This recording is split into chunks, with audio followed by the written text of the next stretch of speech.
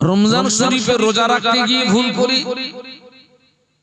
যাকাত দিতে গিয়ে ভুল করি, হজ করতে গিয়ে বলুন কথা বলুন আমাদের দ্বারা ভুল হয়ে যায়। আমি যে কাতারে আছি মসজিদের, সেই কাতারের আপনার শেষ মাথায় হচ্ছে জানালা, আর স্বাভাবিকভাবে আপনার রোজা রাখলে গালে কি আসে? একটু থুতু আসে। গালে যদি আপনার থুতু আসে, ও থুতু গিলে নেওয়া যায়, তবে থুতু জমিয়ে জমিয়ে গেলা যায় না। আমি দেখলাম কোন একজন মুসল্লি, মনে হয় ওই রকম কিছু হয়েছে, ওর গালে থুতু থুতু এসে গেছে, ও পুরো নামাজের কাতার থেকে বেরিয়ে থুতু ফেলে এসে আবার ওইভাবে দাঁড়িয়ে গেল। আমার নিজের চোখে দেখা। বাবা নামাজ হবে? হবে, নামাজ হবে। তাহলে ওই ব্যক্তিটার দ্বারা এই ভুলটা হলো কেন? ওর ভিতরে দ্বীনের জ্ঞান না থাকার কারণে এই মারাত্মক ভুলটা ওর দ্বারাতে হলো। যাকাতে কি ভুল হয়? আমার সমাজে লক্ষ্য করেন, অনেক ধনী ব্যক্তি আছে, সেই ধনী ব্যক্তিদের দেখেছি যাকাতের টাকা শাড়ি কিনে, লুঙ্গি কিনে হাজার হাজার মানুষকে জড়ো করে সেখানে লুঙ্গি, এক কথায় বস্ত্র বিতরণ করে। আপনাদের এলাকায় হয় কিনা আমি জানি না। যাকাতের টাকায় লুঙ্গি বলেন অন্য কোন বস্ত্র কিনে দিলে ওই যাকাতের হক আদায় হবে না। কেন হবে না? আপনি মনে করুন আমার কাছে 5 লক্ষ টাকা যাকাতের টাকা আছে, ওই যাকাতের টাকার মালিক আমি নই, ওই যাকাতের টাকার মালিক হচ্ছে গরিব অসহায় যারা, তারা। তাহলে আমি যার হাতে শাড়ি তুলে দিলাম, আমি যার হাতে লুঙ্গি তুলে দিলাম, আমি যার হাতে জামা তুলে দিলাম, তার শাড়ির প্রয়োজন নেই, সে কঠিন একটা রোগে ভুগছে, তার অর্থের প্রয়োজন, সেই ব্যক্তি ট্রিটমেন্ট হতে পারছে না। আপনি যার হাতে আপনি লুঙ্গি তুলে দিলেন, ওর পেটে খিদে, ওর মন চাচ্ছে আমি এই জিনিসটা খাবো কিন্তু পয়সা নেই, আপনি তার হাতে লুঙ্গি তুলে দিলেন, তার মানে আপনি তার স্বাধীনতায় হস্তক্ষেপ করলেন।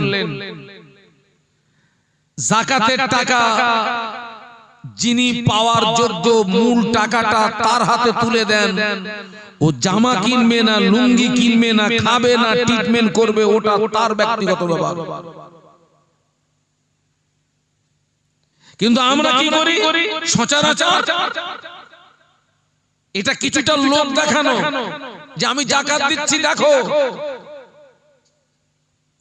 তার মানে দুই দিক দিয়ে ভুল হলো। কোন কাজ যদি লোক দেখানো উদ্দেশ্য হয়, সেটা শিরক হবে। সবাই মিলে বলুন কি হবে? শিরক হবে।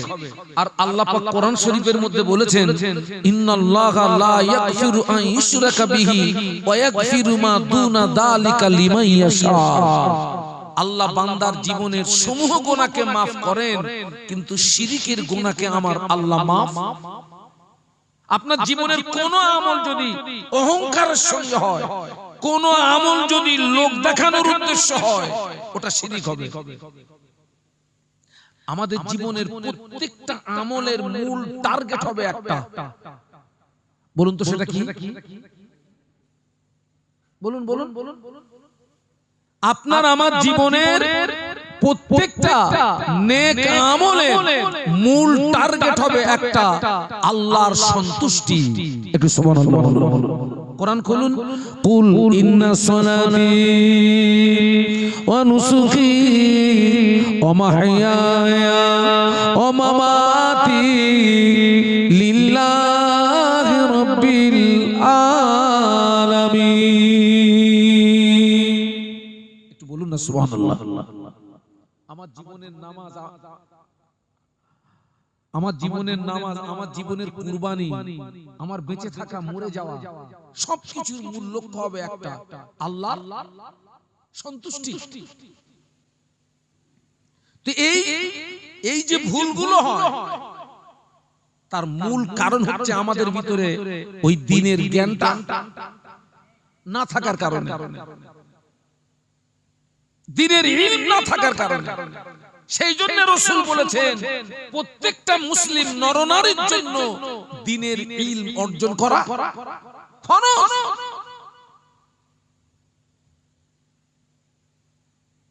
দ্বীনের ইলম অর্জন করা ফরজ। এই যে মক্তব হচ্ছে প্রাথমিক শিক্ষা কেন্দ্র বলেছি আমি, আপনার ছেলে মাস্টার হোক, আপনার সন্তান ডাক্তার হোক, উকিল হোক, ইঞ্জিনিয়ার হোক, পাইলট হোক, এগুলোর প্রয়োজন আছে, কিন্তু প্রাথমিক দ্বীনি শিক্ষাটা বাদ দিয়ে নয়।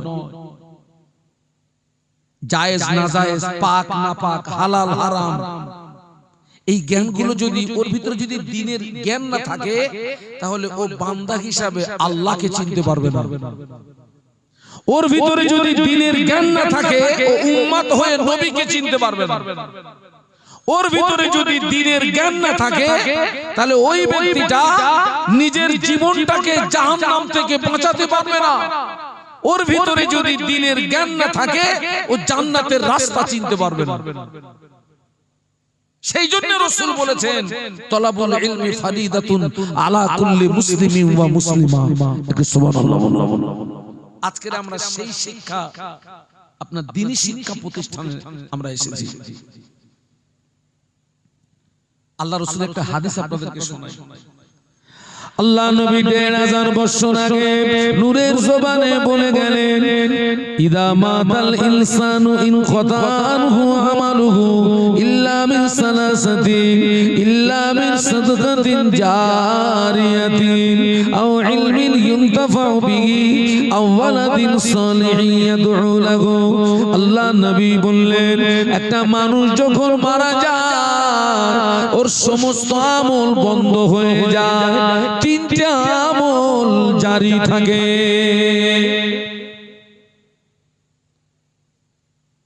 একটা মানুষ যখন মারা যায় তার জীবনের সমস্ত আমলের দরজা কি হয়ে যায়? তিনটে আমলের দরজা বন্ধ হয় না। সবাই মিলে বলুন কটা? তিনটে। ওই তিনটের ভিতরে একটা হচ্ছে কেউ যদি সুসন্তান রেখে কবরে যেতে পারে। একটু বলুন না সুবহানাল্লাহ। কি সন্তান? সুসন্তান, নেক সন্তান।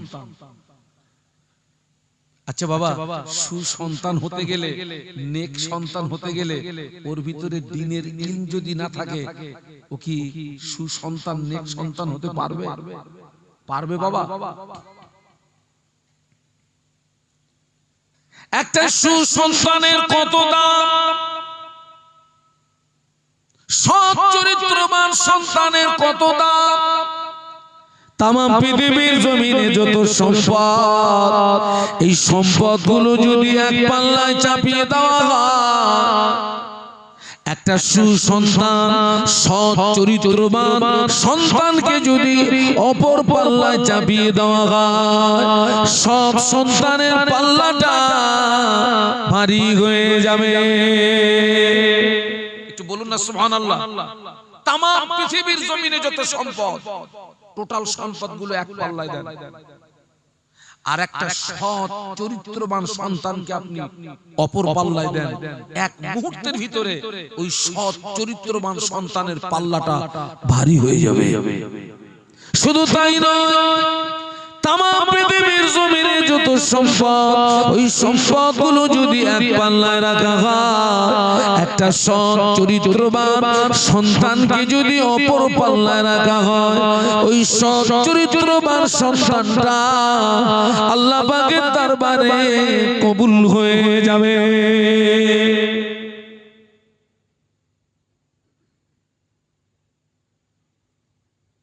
আমরা সেই দ্বীনি শিক্ষা প্রতিষ্ঠান, আপনার প্রাথমিক দ্বীনি শিক্ষা প্রতিষ্ঠানের উন্নতি কল্পের মাহফিলে এসেছি। আমি আপনাদের সবাইকে সৎ পরামর্শ দেব, সুপরামর্শ দেব। আবার বলছি, আপনার ছেলে ডাক্তার হোক, মাস্টার হোক, উকিল হোক, ইঞ্জিনিয়ার হোক, পাইলট হোক, অ্যাডভোকেট হোক, অন্তত তাদেরকে তো দ্বীনি শিক্ষা, প্রাথমিক দ্বীনি শিক্ষা।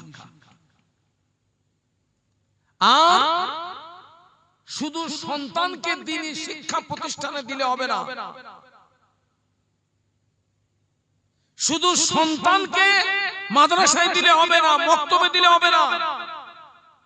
সন্তানকে যেমন মাদ্রাসায় দিতে হবে, মক্তবে দিতে হবে, ঠিক তার পাশাপাশি বাপ মার চরিত্রটা জানো একটু বলুন, ভালো হয়। আমি তো গোদা বাংলায় বলি, জমিন যদি ভালো হয় গাছ ভালো হবে, গাছ যদি ভালো হয় ফল ভালো হবে। জমিন ভালো হলে ঘাস ভালো হবে, ঘাস ভালো হলে ফল ভালো হবে। আজকের খবর নিয়ে দেখুন, আজকের আমার সমাজে অধিকাংশ জমিন নষ্ট হয়ে গেছে। এই জায়গাটা জমিনের মানে কি বলুন? এই জায়গাটায় জমিনের মানে হচ্ছে বাপ মা। এই জায়গাটায় জমিনের মানে বাপ মা। অধিকাংশ বাপের চরিত্র নষ্ট হয়ে গেছে, অধিকাংশ মায়ের চরিত্র নষ্ট হয়ে গেছে। আগে আল্লাহর ওলি হতো, এখন আর ওলি হয় না। পৃথিবীর জমিনে যারা আল্লাহর ওলি কামেল বান্দা, তাদের বাপ মা দেখুন আগে। জমিন ভালো, গাছ ভালো, সেখান থেকে আল্লাহ সুফল দিয়েছেন। সুবহানাল্লাহ।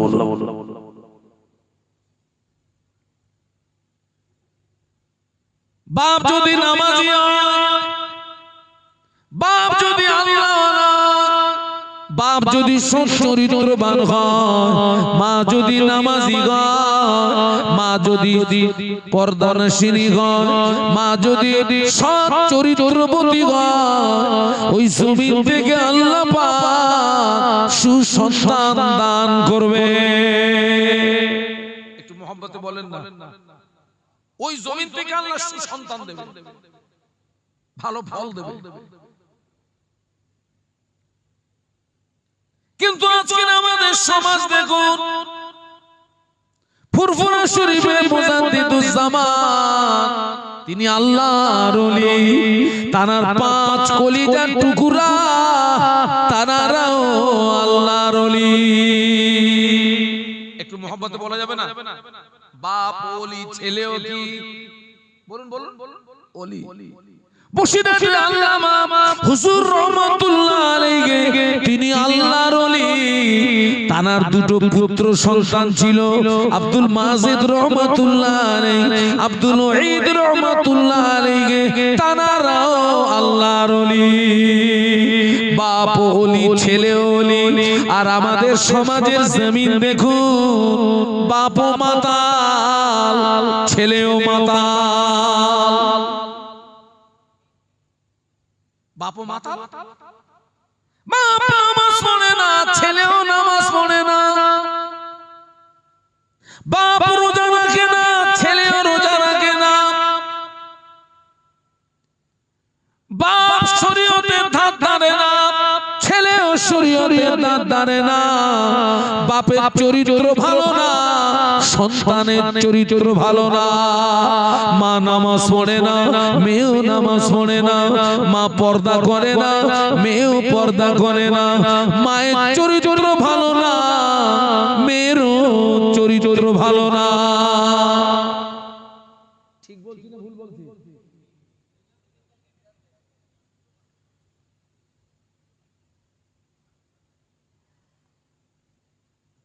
জমিন খারাপ, কিন্তু এই জমিতে সাত দিলে হবে না? বলো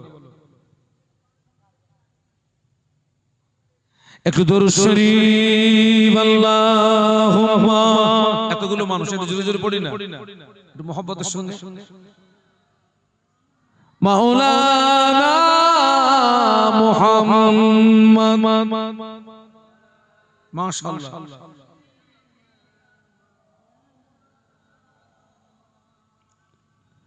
मेरे आंखों के पुतुल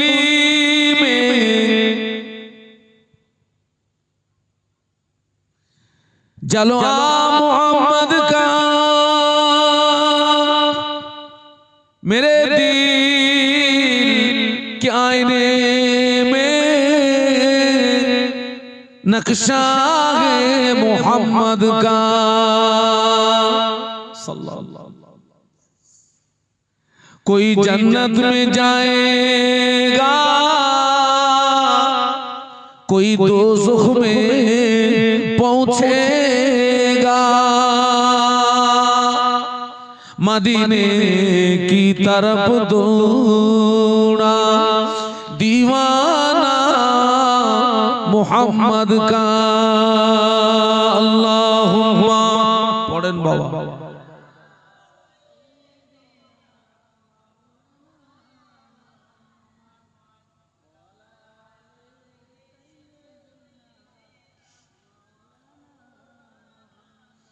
সবাই একটু জবান খুলে বলি আল্লাহু আকবার, আর একটু মহব্বতে বলি আল্লাহু আকবার।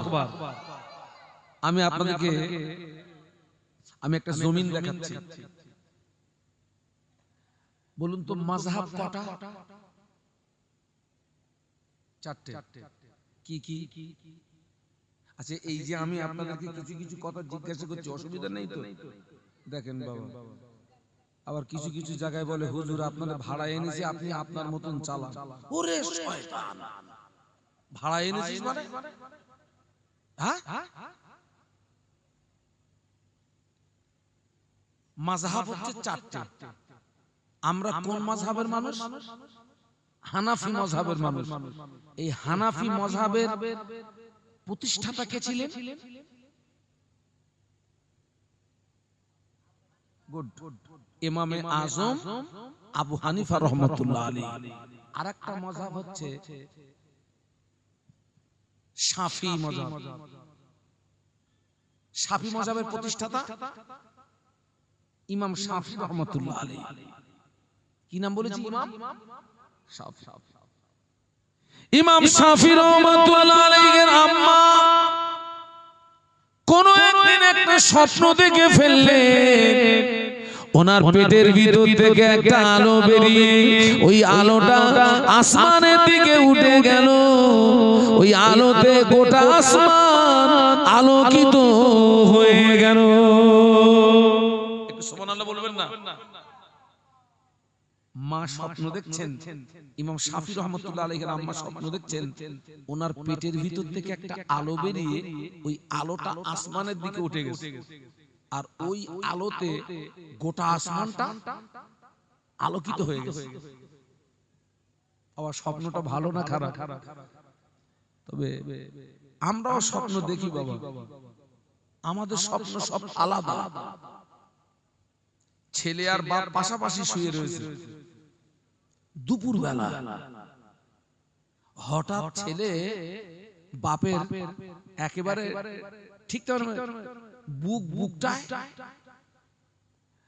লাথি মেরেছে। বাপের ঘুম ভেঙে গেছে। বাপ উঠে একটা বেশ ওয়েটওয়ালা চট।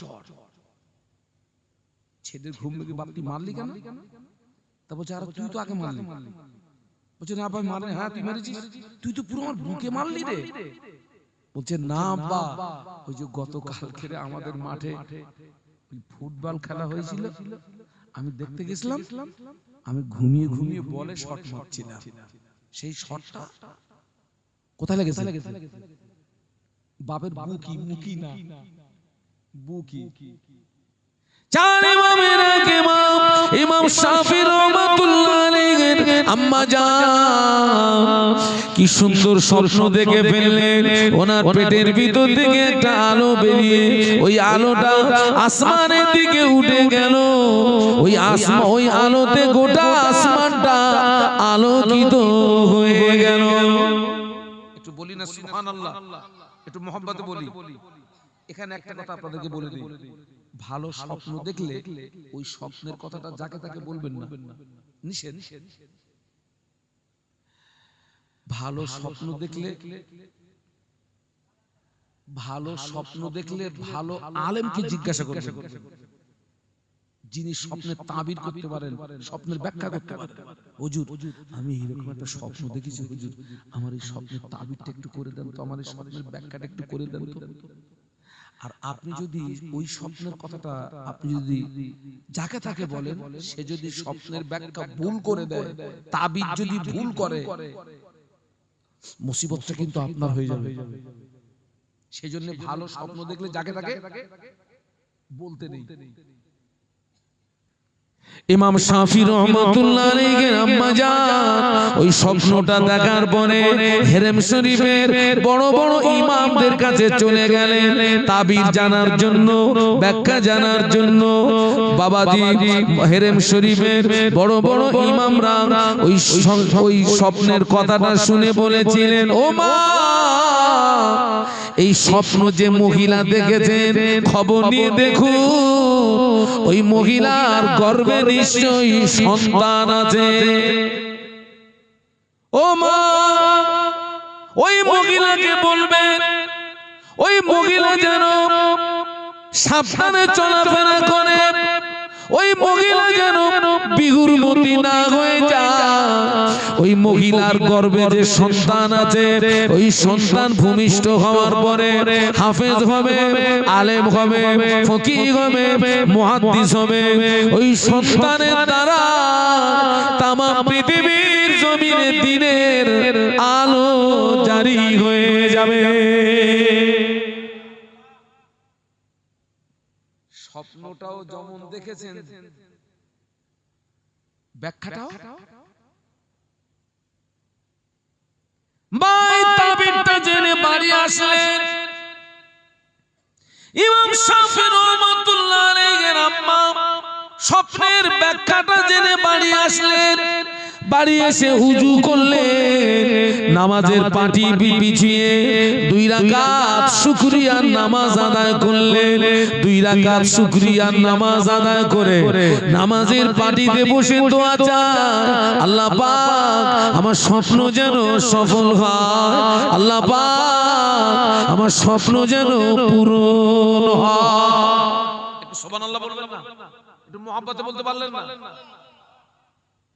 স্বপ্নের ব্যাখ্যা জেনে বাড়ি এসে মা কি করছে? কি নামাজ? শুকরিয়ার নামাজ। আমাদের ঘরের অধিকাংশ মায়েরা শুকরিয়ার নামাজ তো দূরে থাকে যায়, 5 ওয়াক্ত ফরজ নামাজ পড়ে। ওই জমিন থেকে কি আসবে?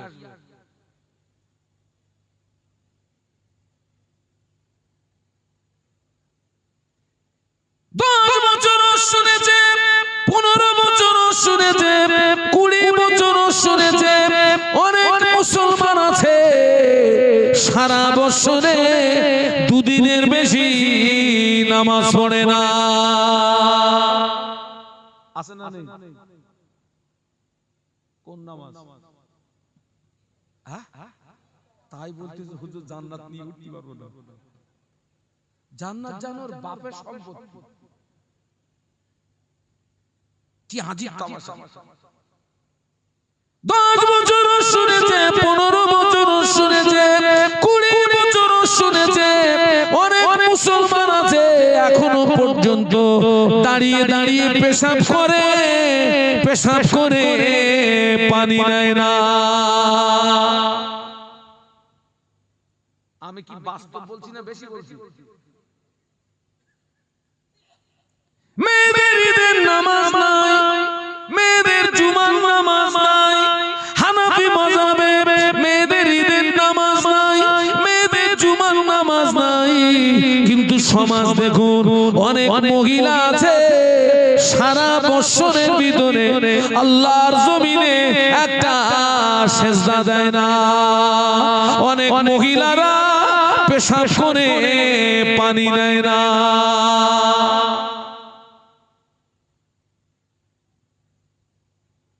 ওই জমিন থেকে কি আব্দুল কাদের আসবে? হ্যাঁ,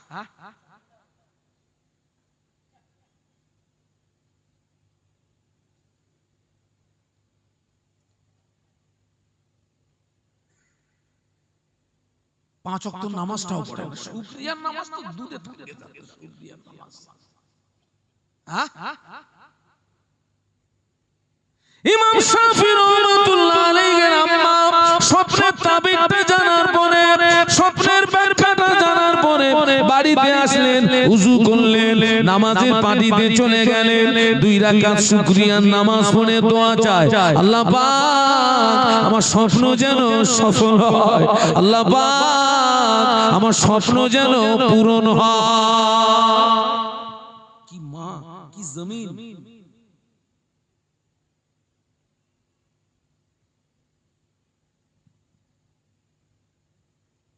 মা দোয়া চাইতে চাইতে, মা কাঁদতে কাঁদতে বাচ্চা প্রসবের সময় হয়ে গেল। মা দোয়া চাইতে চাইতে, কাঁদতে কাঁদতে বাচ্চা প্রসবের সময় হয়ে গেল। আল্লাহ একটা সন্তান দিলেন। ওই সন্তানটা, ওই ছেলেটা 10 বছরের ভিতরে 30 পারা কোরআনের হাফেজ হয়ে গেল। একটু জোরে বলেন না, আরো মহব্বতে বলেন। মা দোয়া চাইতে চাইতে বাচ্চা প্রসবের সময় হলো, আল্লাহ একটা সন্তান দিলেন। সেই সন্তানটা 10 বছরে পূর্ণ 30 পারা কোরআনের হাফেজ হয়ে গেছে।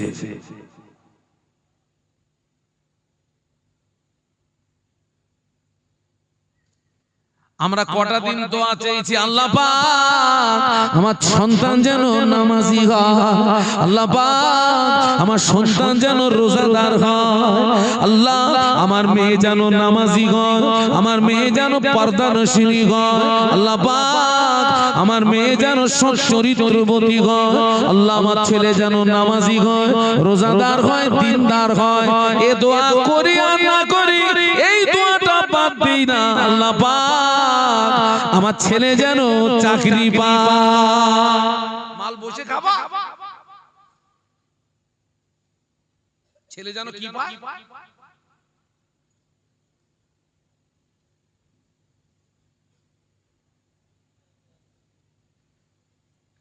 দুনিয়ায় এখন মানুষ গড়পত্তায় হায়াত পাচ্ছে কত, একটু বলেন না, কত বলেন।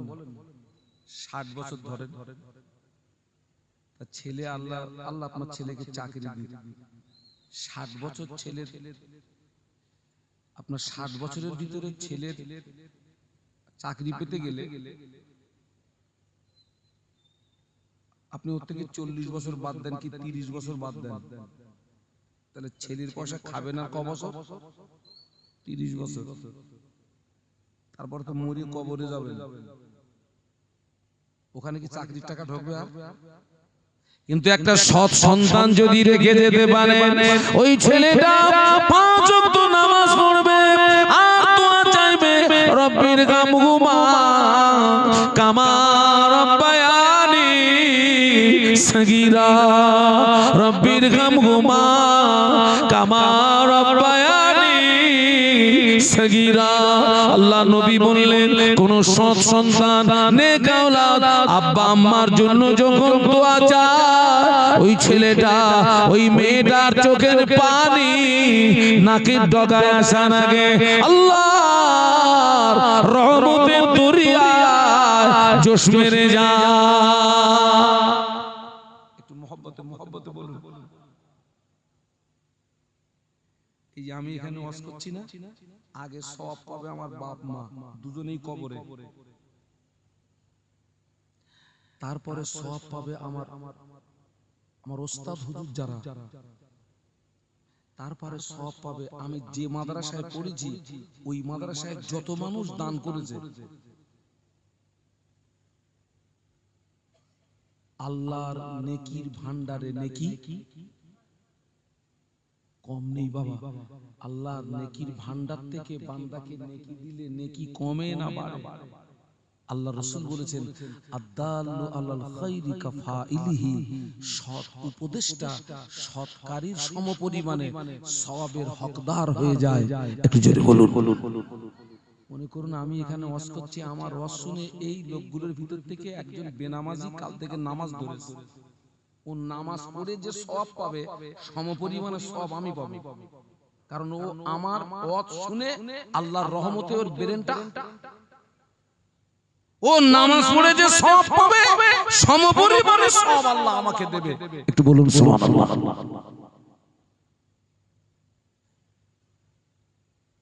ছেলেটা 10 বছরের ভিতরে পূর্ণ 30 পারা কোরআন শরীফের হাফেজ হয়ে গেল। একটু বলুন সুবহানাল্লাহ। বাবা, হাফেজে কোরআনের দরকার আছে না নেই? আছে না? কি দরকার? খতম পড়বে তাই? তাহলে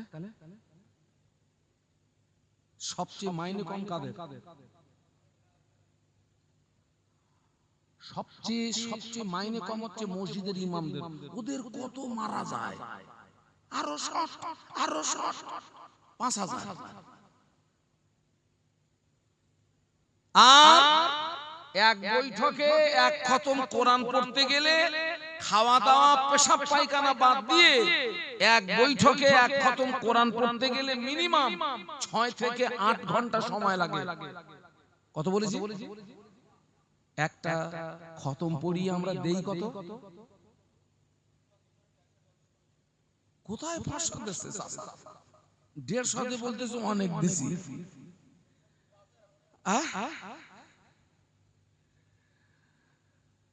বাবা যত কম দেবেন আমরাও কিন্তু সায়না হয়ে গেছি, আমরাও জায়গায় মেরে দেব। তুই কম দিবি দে, 3 বার সূরা ইখলাস পড়ে চুপ করে বসে থাকবো। দেখেন 3 মাস সূরা ইখলাস পড়লে এক খতম কোরআন, জানেন না?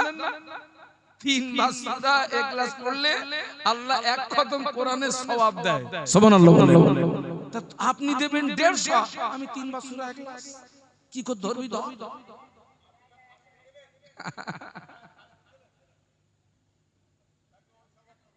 না পড়বেন না।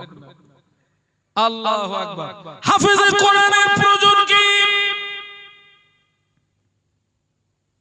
তামাম পৃথিবীর জমিনে কোরআন আসার পর থেকে আজ পর্যন্ত এই পৃথিবীর অনেক মানুষ চেষ্টা করেছে কোরআন ধ্বংস করে দিতে হবে, কোরআন বিনষ্ট করে দিতে হবে। আজ পর্যন্ত কেউ পারে নাই, কিয়ামত পর্যন্ত পারবে না। কেননা কোরআন নাজিল করেছেন যিনি, কোরআন হেফাজতের দায়িত্ব নিয়েছেন তিনি। একটু বলুন না সুবহানাল্লাহ। এই যে আপনারা কদিন আগে শুনেন সম্প্রীতি, ওই যে আপনার বিজেপির একজন এমএলএ, ওর আমি নামটা নিতে চাচ্ছি না, সে বলল আমার কাছে এমন একটা কোরআন আছে, আসল কোরআন আপনার বদরের যুদ্ধে কি হয়ে গেছে, পুড়ে ছাই হয়ে গেছে। ওর কাছে যে কোরআন আছে এই কোরআন কারোর কাছে নেই। আর সেই কোরআনে কি লেখা আছে? অমুসলিমের ধরো আর কি করো? মারো। উদর পিন্ডি বুদর ঘাও। আচ্ছা, ওর কাছে যে কোরআন আছে আর ওই কোরআন কারোর কাছে নেই।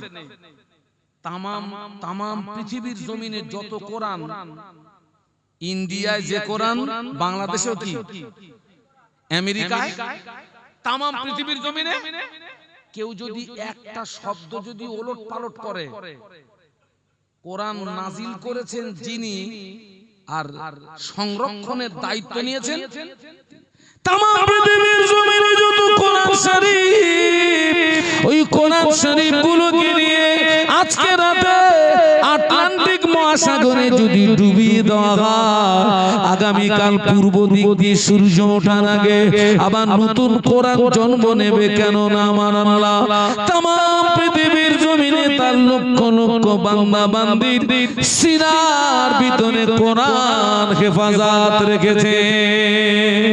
একটা 10 থেকে 12 বছরের হাফেজে কোরআনকে এখানে দাঁড় করিয়ে দেবে, 6 থেকে 8 ঘন্টা সময় দেবে। ওই ছেলেটা এক জায়গায় দাঁড়িয়ে সূরা ফাতিহা থেকে মিনাল জিন্নাতি ওয়ান নাস, এক জায়গায় দাঁড়িয়ে গোটা 30 পারা কোরআন তেলাওয়াত করে দেবে।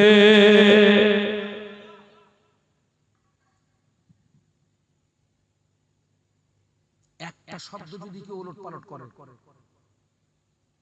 ধরবে কে? হাফেজে কোরআন। কারণ তার সিনায় আল্লাহ কোরআনকে হেফাজত রেখেছে। ওই জন্য আজও পর্যন্ত কেউ কেউ আপনার কোরআনের একটা লাইন একটা সূরা ওলট পালট করতে পারেনি, পারবে। তাম পৃথিবীর মানুষ যদি একদিকে যায়, ক্ষমতা নাই কারো।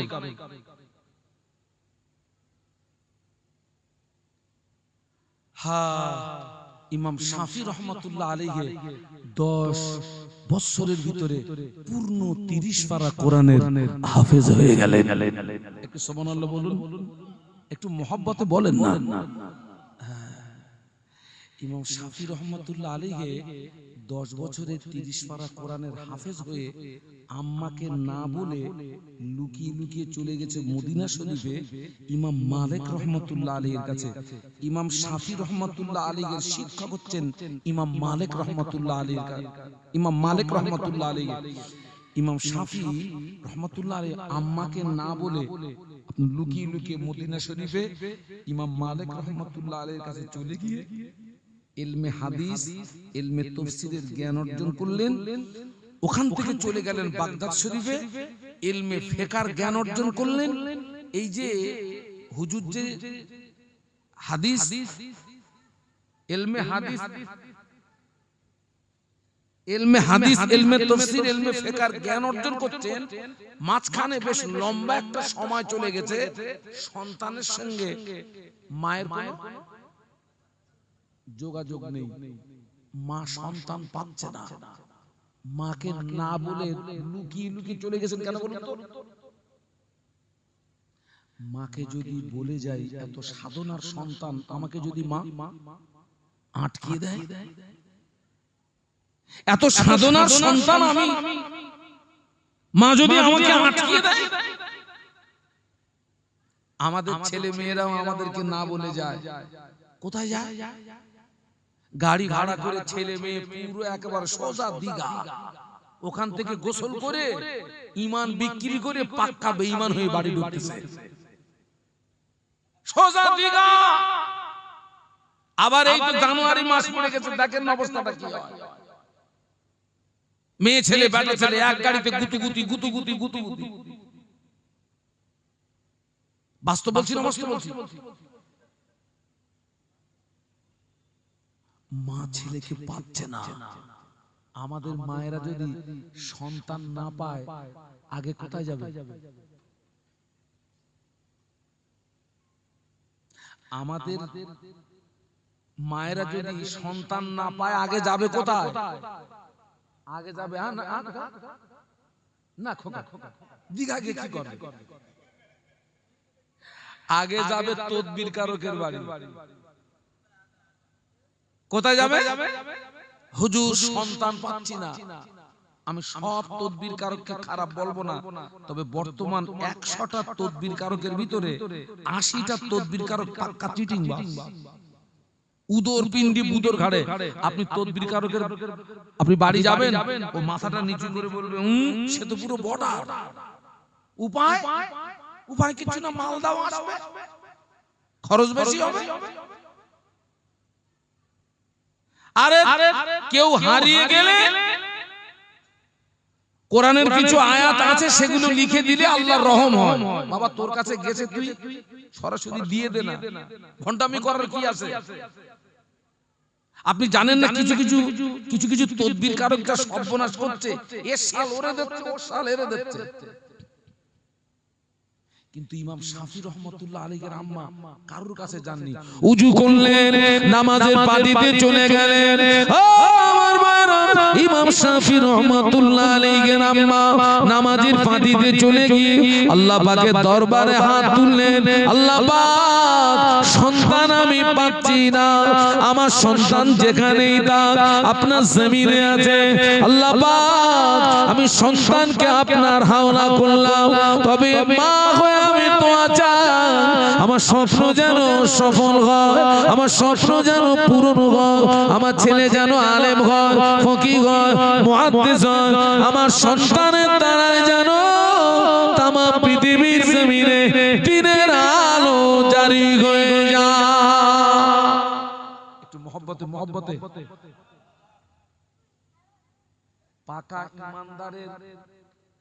ইমানদারের পরিচয় হচ্ছে জুতোর ফিতে যদি ছিঁড়ে যায় আগে কার কাছে চাইতে হবে? সবাই মিলে বলুন, চাইতো? পাকা ইমানদারের পরিচয় হচ্ছে বাড়ির লবণ যদি ফুরিয়ে যায় আগে আল্লাহর কাছে চাইতে হবে। নাউজুবিল্লাহ, তার মানে এই নয় যে আপনার জুতোর ফিতে ছিঁড়ে গেছে আপনি আল্লাহর কাছে চাইবেন, মানে কাঠিয়ার থেকে আপনার মালটা এনে দেবে, এটা নয়। আপনি আল্লাহর কাছে চান, তারপরে আপনি বাজারে যান, ওই আমলে আল্লাহ আপনার উপরে খুশি হয়ে যাবে। একটু জোরে বলুন। আমরা সূরা ফাতিহার ভিতরে কি পড়ি?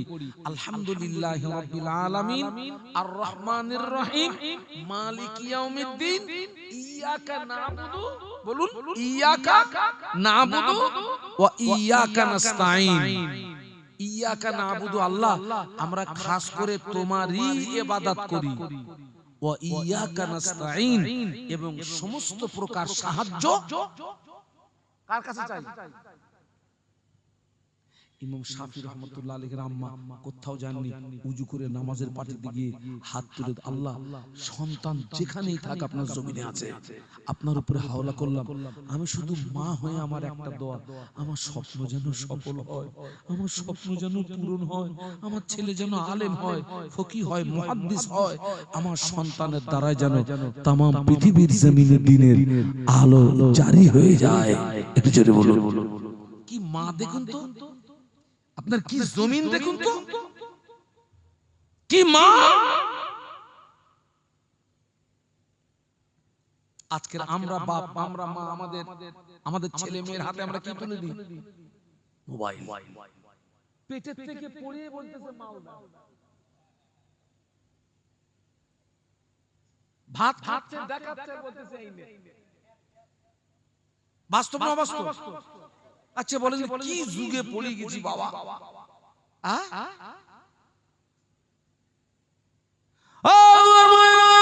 ইমাম শাফি রাহমাতুল্লাহ আলাইহি মদিনা শরীফে ইমাম মালিক রাহমাতুল্লাহ আলাইহির কাছ থেকে ইলমে হাদিস, ইলমে তাফসীরের জ্ঞান অর্জন করলেন। ওখান থেকে বাগদাদ শরীফে চলে গেলেন, ইলমে ফিকহের জ্ঞান অর্জন করলেন। আবার মদিনা শরীফে এসে ইমাম মালিক রাহমাতুল্লাহ আলাইহির কাছ থেকে ছুটি নিয়ে বাড়ি আসছেন। দীর্ঘদিন কেটে গেল, মাঝখানে লম্বা সময় কেটে গেল, মায়ের সঙ্গে সন্তানের কোনো দেখা নাই। মা শুধু দোয়া চায়, আল্লাহ পাক আমার স্বপ্ন যেন সফল হয়, আমার স্বপ্ন যেন পূরণ হয়, আমার ছেলে যেন আলেম হয়, ফকিহ হয়, মুহাদ্দিস হয়, আমার সন্তানের দ্বারাই যেন তামাম পৃথিবীর জমিনে দ্বীনের আলো জারি হয়ে যায়। ইমাম শাফি রাহমাতুল্লাহ আলাইহি, হুজুর আমার ছুটি নিয়ে বাড়ি আসছেন। ইমাম মালিক রাহমাতুল্লাহ আলাইহি বলে, বাবা এতদিন পরে বাড়ি যাবি বাবা, খালি হাতে যাবি বাবা? হুজুর কয়েকটা উট বোঝাই মাল দিয়েছে। শিক্ষক ইমাম শাফি রাহমাতুল্লাহ আলাইহি কি দিয়েছে? কয়েকটা উট বোঝাই মাল দিয়ে, বাবা তুই একদিন পরে বাড়ি যাবি, খালি হাতে যাবি, এই মালগুলো নিয়ে যা। ইমাম শাফি রাহমাতুল্লাহ আলাইহি কয়েকটা উট বোঝাই মাল নিয়ে অক্লান্ত পরিশ্রম করে কয়েকদিন পরে মায়ের ঘরের দরওয়াজায় হাজির। সুবহানাল্লাহ বলুন। মা আছে ঘরের ভিতরে, ছেলে ঘরের বাইরে, দরজা বন্ধ। ইমাম শাফি রাহমাতুল্লাহ আলাইহি সালাম দিলেন, সালাম দিয়ে বলছেন, আম্মা জান দরওয়াজা খুলে দিন মা। ও মা, আমি আপনার সন্তান এসেছি মা, দরওয়াজা খুলে দিন মা। মা ভিতর থেকে সালামের জবাব দিয়ে বলেন, ও বাবা ছেলে, এতদিন পরে ফিরে এসেছো, শুকরিয়া আল্লাহ পাকের দরবারে। তবে আমি জিজ্ঞাসা করি বাবা, এতদিন পরে এসেছো, কি নিয়ে এসেছো? আম্মা জান আমি কয়েকটা উট বোঝাই মাল এনেছি মা। আমার দিকে তাকান, আমার দিকে তাকান। একদিন পরে এসেছিস, কি নিয়ে এসেছিস? মা বলছে ভিতর থেকে। ছেলে কি জবাব দিলেন? কয়েকটা উট বোঝাই মাল নিয়ে এসেছি মা। মা ভিতর থেকে আওয়াজ দেয়, ও ছেলে, মালের আমার দরকার শরীফের হেরেম শরীফের আশেপাশে কত বেওয়া আছে, মিসকিন আছে, ফকির আছে, এই মালগুলো তাদের ভিতরে খায়রাত করে দাও, মালগুলো তাদের ভিতরে বন্টন করে দাও। মালের আমার প্রয়োজন নাই, মা দরওয়াজা খোলে না। সুবহানাল্লাহ বলতে পারলেন না? মুহাব্বতে বলতে পারলেন না? কারণ সন্তানের এই আগমনটা মায়ের স্বপ্নের ব্যাখ্যার সঙ্গে মিলছে না। গো ব্যাক, মালের দরকার নেই আমার। আমাদের ছেলেরা যদি 1 বছর 2 বছর 3 বছর পরে মুম্বাই, দিল্লি, মিরাট, সুরাট থেকে যদি বাড়ি বেঁধে, আর মা যদি জিজ্ঞাসা করে, খোকা একদিন পরে এসেছিস, কি নিয়ে এসেছিস? মা তোমার জন্য বড় একটা মোবাইল এনেছি। আমাদের মায়ের কলিজা কি হবে? বলুন বলুন বলুন। মার কলিজা ঠান্ডা। ঠিক করে দিস বাবা। কত বড় সাইজ, কত। মা দরজা খুলিনি, জমিন দেখেন, জমিন দেখেন। ইমাম শাফি রহমতুল্লাহ আলাইহি সেই মাল নিয়ে আবার ফিরে গেলেন মদিনা শরীফের, হেরেম শরীফের আশেপাশে কত ফকির, কত বেওয়া, মিসকিন, সেই মালগুলো তাদের ভিতরে খায়রাত করে দিলেন। মালগুলো তাদের ভিতরে বন্টন করে দিয়ে আবার কয়েকদিন অক্লান্ত পরিশ্রম করে মায়ের ঘরে দরজায়, ও আমার আম্মা জান, সালাম দিয়ে বলেন, আম্মা জান আমি আপনার সন্তান এসেছি, মা দরওয়াজা খুলে দিন। মা মা ভিতর থেকে সালামের জবাব দিয়ে বলে, ও বাবা ছেলে, গত দিনে এসেছিলে, কয়েকটা উট বোঝাই মাল এনেছিলে, আজকে এসেছো, কি নিয়ে এসেছো বেটা? আম্মা জান আমি গত দিন এসেছিলাম, কয়েকটা উট বোঝাই মাল এনেছিলাম। ও আমার আম্মা জান, আজকে আমি মাল আনি না মা, আজকে আমি সম্পদ আনি না মা, আজকে আমি আলেম হয়ে, ফকিহ হয়ে, মুহাদ্দিস হয়ে আপনার ঘরের দরওয়াজায় ফিরে এসেছি। একটু মহব্বতে বলুন না। আজকে মাল আনিনি মা, আজকে আমি আলেম হয়ে, ফকিহ হয়ে, আমি আলেম হয়ে, ফকিহ হয়ে, মুহাদ্দিস হয়ে আপনার ঘরের দরজায় ফিরে এসেছি। মা দরওয়াজা খুলে দিলেন, মা দরওয়াজা খুলে দিয়ে ছেলেকে বুকের ভিতরে জড়িয়ে ধরে বলে, বাবা তুমি জানো না, তুমি যখন আমার পেটে ছিলে একটা স্বপ্ন দেখেছিলাম, আমার পেটের ভিতর থেকে একটা আলো বেরিয়ে ওই আলোটা আসমানের দিকে উঠে গেল, ওই আলোতে গোটা আসমানটা আলোকিত হয়ে গেল। আমি হেরেম শরীফের বড় বড় ইমামদের কাছে তাবিজ জানার জন্য গেলাম, তারা বলেছিলেন, মা ওই মহিলার গর্ভে নিশ্চয়ই সন্তান আছে, ওই মহিলাকে সাবধানে থাকতে বলবেন, ওই মহিলা যেন বিহুরমতি না হয়ে যায়। ও মা, ওই মহিলার গর্ভে যে সন্তান আছে, ওই সন্তান ভূমিষ্ঠ হওয়ার পরে হাফেজ হবে, আলেম হবে, ফকিহ হবে, মুহাদ্দিস হবে, ওই সন্তানের দ্বারা তামাম পৃথিবীর জমিনে দিনের আলো জারি হয়ে যাবে। বাবা ছেলে তুমি জানো না, আমি সব সময় দোয়া চাইতাম, আল্লাহ পাক আমার স্বপ্ন যেন সফল হয়, আল্লাহ পাক আমার স্বপ্ন যেন পূরণ হয়, আমার ছেলে যেন আলেম হয়, ফকিহ হয়, মুহাদ্দিস হয়। ছেলে আল্লাহ পাক আমার দোয়া কবুল করে, আল্লাহ আমার স্বপ্ন পূরণ করে তোমাকে আলেম বানিয়ে, ফকিহ বানিয়ে, মুহাদ্দিস বানিয়ে আল্লাহ পাক আমার ঘরের দরওয়াজায় ফিরিয়ে দিয়েছে।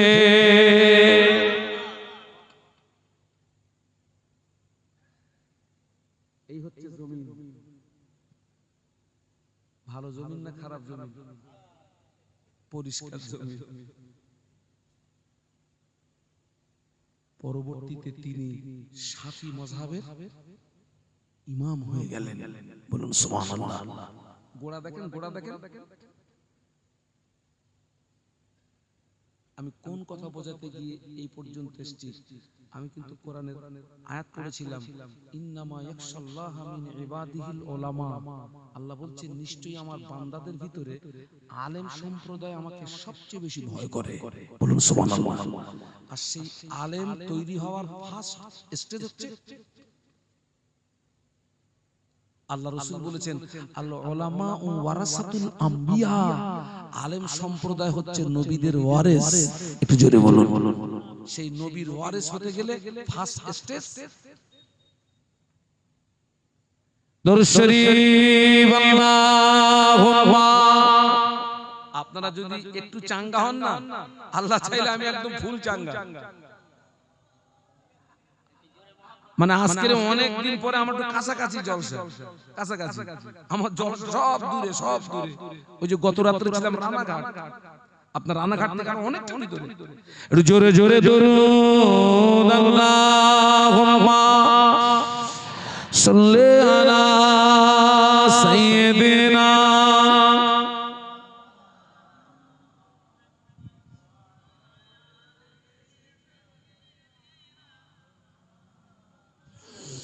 हुब्ब अहमद अजल सीने में गए,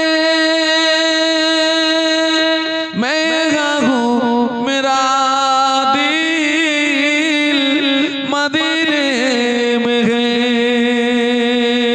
फूल तो फूल कांटों में क्या हुस्न गए, लुत्फ जन्नत से बढ़कर मदीने में गए। हुब्ब अहमद अजल की सीने में गए, मैं हूँ मेरा दिल मदीने में गए।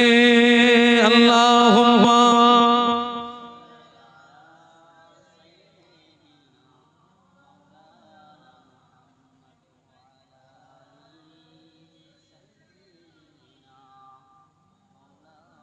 মাশাআল্লাহ, মাশাআল্লাহ।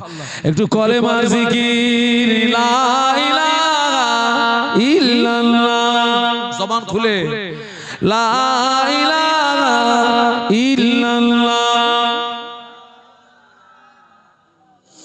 লা ইলাহা ইল্লাল্লাহ, মুহাম্মাদুর রাসূলুল্লাহ। আমার সঙ্গে পড়ুন, হাসবি রব্বি জাল্লাল্লাহ, মাফি কলবি গায়রুল্লাহ, নূর মুহাম্মদ সাল্লাল্লাহ, বলো লা ইলাহা ইল্লাল্লাহ।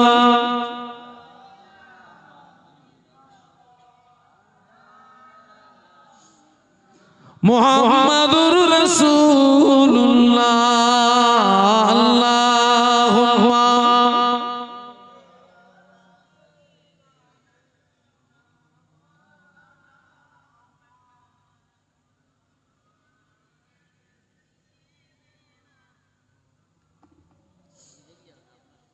জবান খুলে বলুন আল্লাহু আকবার। আর একটা জমিন দেখাচ্ছি, পীরানে পীর দস্তগীর বড় পীর আব্দুল কাদের জিলানী রহমাতুল্লাহ আলাইহি। হুজুরের আব্বা জান কয়েকদিন ক্ষুধার্ত ছিলেন, দাজলা নদীর কিনারা দিয়ে হেঁটে যাচ্ছে, নদী দিয়ে ফল ভেসে আসছিল, হুজুর খেয়ে ফেললেন। খাওয়ার পরে মনে অনুভূতি হচ্ছে আল্লাহ কার বাগানের ফল খেলাম না বলে খেলাম, বাগানের মালিক যদি আমাকে মাফ না করে, আল্লাহ আমাকে মাফ। জোরে বলুন। এখন তো বাবা আপনার হাজির সংখ্যা বেড়ে গেছে, উমরাকারীর সংখ্যা বলুন। এই যে হাজি বেড়েছে, উমরাকারী বেড়েছে বাবা, এর ভিতরে কিন্তু আরেকটা কারণ লুকিয়ে আছে। বলো, আমি সব হাজিকে খারাপ বলবো না, সব উমরাকারীকে খারাপ বলবো না, তবে এখন কিছু কিছু হাজি আর কিছু কিছু উমরাকারী খবর নিয়ে দেখছি বুনের ফারাজ মেরেছে 10 লাখ। কত? ও চিন্তা করছে এ বোঝা নামাবো কি করে। তো ওই আলেমদের কাছ থেকে ওয়াজ শুনেছে, কাবা শরীফে একটা পাথর লাগানো, ওই পাথরের নাম হলো হাজরে আসওয়াদ। ওই পাথরে চুমা দিলে জীবনের গুনাহ মাফ হয়ে যায়। একটু জোরে বলেন না। এ অস্ত আমরা করেছি। আর ও দেখতেছে গোনা নামানোর একটা রাস্তা আছে। মাল তো মেরেছি 10 লাখ, হজে খরচ কত? হজে 5 লাখ যাক, হজ হলো, গোনা মাপ হলো 5 লাখ। ওরে শয়তান, মানে ইবলিসও মাঝে মাঝে ও খুব টেনশনে পড়ে যায়, আল্লাহ এর মাল থাকতে আমার ইবলিস করেছে কেন? ঝেড়ে এনেছে 12 লাখ। কত? চিন্তা করতেছে মাল নামাবো কি করে। তো ওই আলেমদের কাছে ওয়াজ শুনেছে দান করলে গোনা মাপ হয়। তো দেখে তো মসজিদের দুতলায় পাথর লাগাতে হবে, কেউ দেখছে না। ও দেখতেছে মেরেছি তো 12 লাখ, 3 লাখ মারলি দুতলা কমপ্লিট। ওই 3 লাখ মেরে 12 থেকে 3 দিলে থাকে কত? ও 3 লাখ দিয়ে 9 লাখ পাক করতেছে।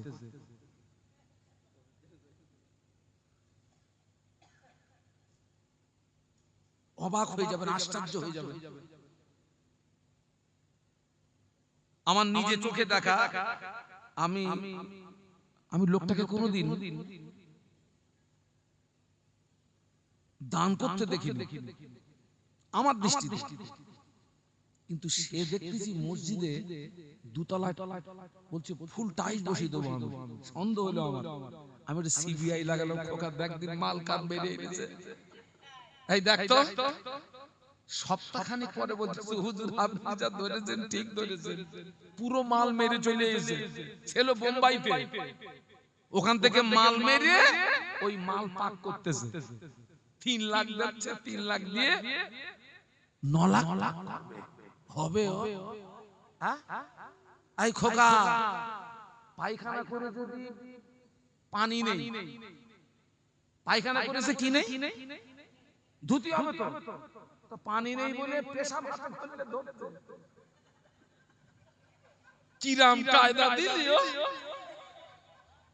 পানি নেই তো কি করবে, পায়খানা ধুতি হবে তো, তো পেশাব হাতে ধরেছে, এও তো পানি, ওই দে ধো, ও পরিষ্কার হলো।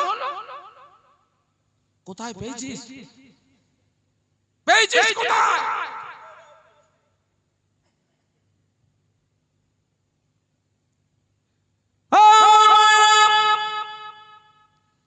কাবা শরীফের গায়ে যে পাথর লাগানো হাজরে আসওয়াদ, ওই পাথরে চুমা দিলে জীবনের গুনাহ মাফ হয়ে যায়। ওই গুনাহটা হলো সগীরা গুনাহ। কি গুনাহ? ওই পাথরে চুমা দিলে আপনার জীবনের সগীরা গুনাহ মাফ হয়ে যাবে। কিন্তু বাবা পাথরে চুমা দিয়ে ঝাড়া পাটির গুনাহ মাপ হয় না। কি পাটি? এই আমি কিন্তু ডবল হাজি বলো, আমি দুবার হজ করেছি। হাজির বিরুদ্ধে কথা বলতে গেলে আমার লাগে, কিন্তু কিছু করার নেই খোকা। প্রতিটা হাজিকে শুনে রেখে দেন, সব হাজির হজ কবুল হয় না। ঝাড়া পাটি হাজরে আসওয়াদ পাথরে চুমু দিয়ে পাথর যদি খেয়েও ফেলে, ঝাড়া পাটির গুনাহ মাপ হয় না। কাবা শরীফের দরওয়াজা ধরে দোয়া চাইলে জীবনের গুনাহ মাপ হয়ে যায়। কিন্তু কাবা শরীফের দরজা ধরে দোয়া চাইলে ঝাড়া পাটির গুনাহ মাপ হয় না। মাকামে ইব্রাহিমের সামনে দাঁড়িয়ে দোয়া চাইলে জীবনের গুনাহ মাপ হয়ে যায়, কিন্তু ঝাড়া পাটির গুনাহ মাপ হয় না। সব হাজির হজ কবুল হয় না। হজের পিরিয়ডে মিনার ময়দানে 3টে জায়গায় পাথর মারতে হয়।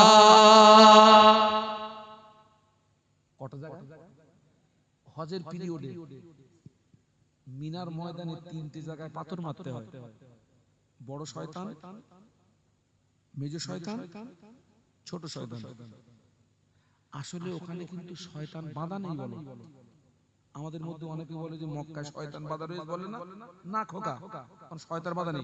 ওর ব্যাকগ্রাউন্ডের ইতিহাস হলো আল্লাহর নবী হযরত ইব্রাহিম খলিলুল্লাহ আল্লাহ পাকের হুকুমে যখন বেটা ইসমাইল আলাইহিস সালামকে যখন আপনার কুরবানি করতে নিয়ে যাচ্ছিলেন না, ওই তিনটে জায়গায় ইবলিস ধোঁকা দিয়েছিল, আর আল্লাহর পয়গম্বর ওই তিনটে জায়গায় ইবলিসকে আঘাত করেছিল।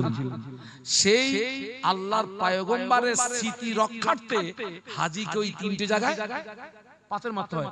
হাজী পাথর মারবে এই নিয়তে, এই পাথরের আঘাতে যেন আমার নফসের শয়তানি ধ্বংস হয়।